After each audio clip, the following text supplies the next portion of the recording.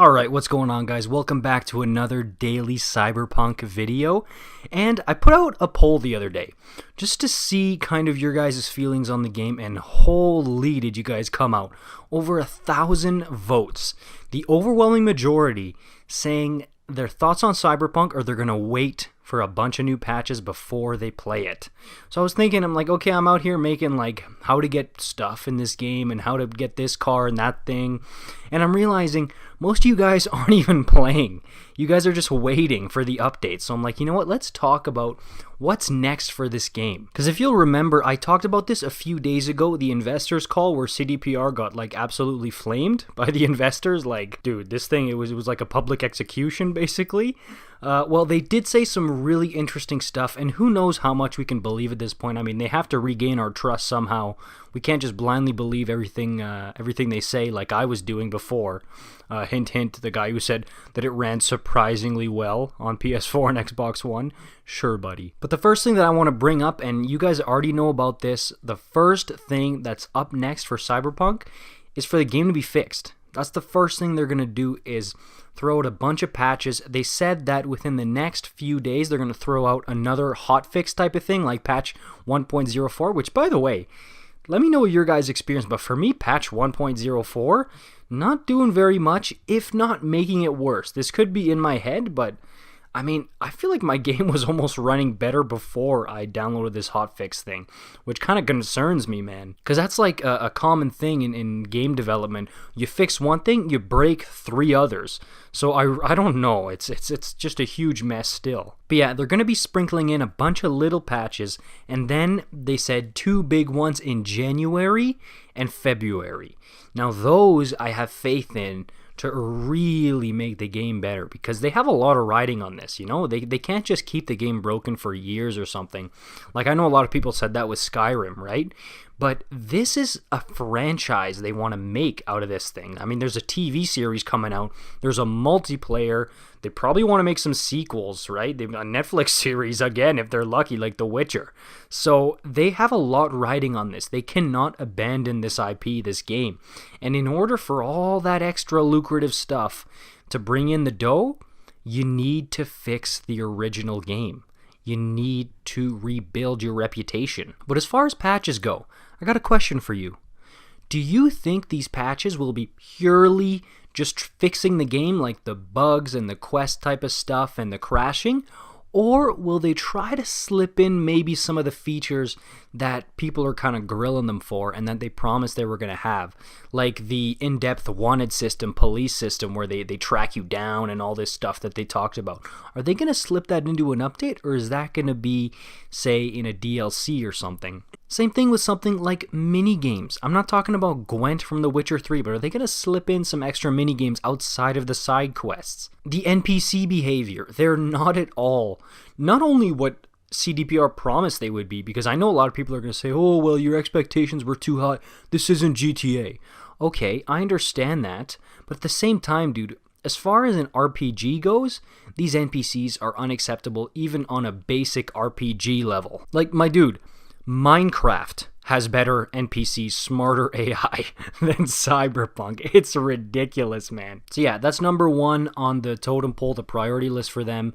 They want to regain gamers' trust, and they had that big apology letter, and the cost of fixing the game is nothing compared to the reputation we need to rebuild with our fans. So now, enough talk. I want to see you guys go and prove it. And that doesn't mean crunch your employees, okay? Give them their holiday break, but it does mean that you will have to deliver on this promise in a somewhat timely manner. Up next, we got the free DLCs, okay? And this is also something that was brought up in the investors call, and the CEOs of the company said, you know what, we're not even focused on that. We'll talk about that later on. So that's been kind of pushed off to the side. They will bring it up, whether they're delaying it or revealing it in 2021.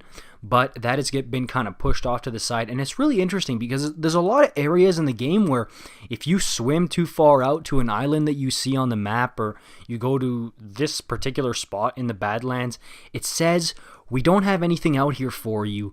just yet. So does that mean that there's a lot of closed off locations that are being saved for DLCs?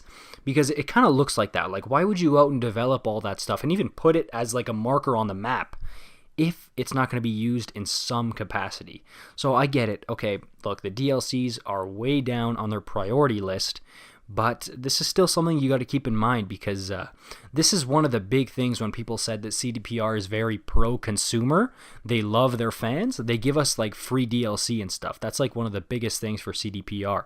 So again, they're going to deliver on this stuff, and they better make it good. And again, I wonder, what kind of features are they going to add? This is more interesting to me almost than like the extra quests and stuff we're going to get. Are we going to get some cool different activities, vehicles, maybe some new property like a mansion or something, a boat? Who knows? Like, this is the type of stuff I want to see, not boring little things, you know? And in addition to that, I can't see these guys completely ignoring some of the stuff that they're missing that they should add into the game. Like, for example, character customization after the intro. The fact that you can't customize your person after the initial intro is ludicrous, and they gotta change that, and they will, dude. There's no way that they don't add in some kind of like a plastic surgery or cosmetic shop where you can add some cybernetics or something after the intro and customize your character.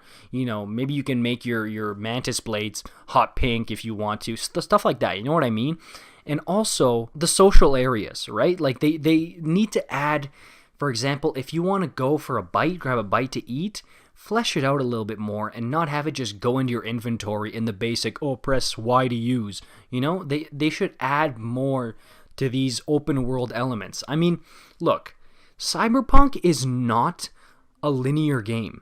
The story is by far the best part of it, but why would you create this incredible world if you're not going to use it really well? I was going to say if you're not going to use it to its full capabilities, but honestly, if they used it to their full capabilities, our consoles, base PS4 and Xbox One, would literally explode. So not full capabilities, but use it better than they are now. And lastly, the multiplayer. This was slated for 2022. I would not be surprised if this thing gets pushed back because, dude, running a multiplayer is incredibly difficult, and it's not very high on their priority list, and as it shouldn't be. I hope this thing gets completely kind of forgotten for a little bit while they fix the base actual game. And I think they were planning on charging people for the multiplayer as well. I would say make that free to play, dude. That's like maybe a reward for fans, but take your time with that. I don't want a broken mess like we've seen in not only Cyberpunk, but some like GTA Online when it first came out. Dude, that thing was a disaster almost. It took a little while for GTA Online to get back up on its feet.